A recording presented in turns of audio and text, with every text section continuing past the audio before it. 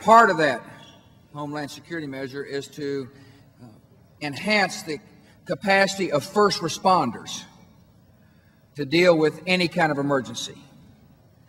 And that's what we're watching today, the training of first responders. Those who have called into action must be able to save as many lives as possible. And that's why the budget I submitted for 03 has $3.5 billion available for state and local governments to enhance the capacity of our first responders to deal with any crisis that might arise. As well, I submitted what we call a supplemental budget request. It's an emergency request, and part of that emergency request is nearly $5 billion to make sure that we make our airports more secure and make our borders more secure. What we want to know in America is who's coming into the United States and why, and if they're leaving when they're supposed to leave, in order to make sure we protect the homeland. So in other words, what we've done is we're making the borders more secure. We're dealing with first-time responders to make sure they've got what's needed to be able to respond. As well, I understand how it works in rural parts of our country, like Georgia.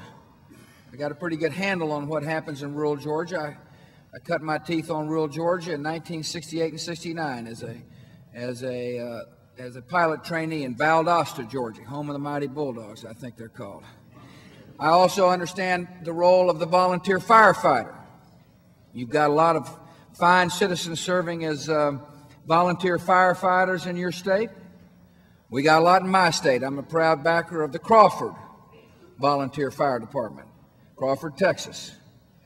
And one of the things that I know is that not all rural counties in Georgia or in Texas or anywhere else can have all the equipment necessary to be an integral part of the first line of response. But I do know that neighbors like to work with neighbors. And I do know that one county might have a good hospital, another county might have the capacity to respond, so we've got money in our budget, Governor, for what I call mutual aid agreements. It's $140 million in the budget to encourage rural counties to pool their resources, their talents, their time to be able to respond to any kind of attack.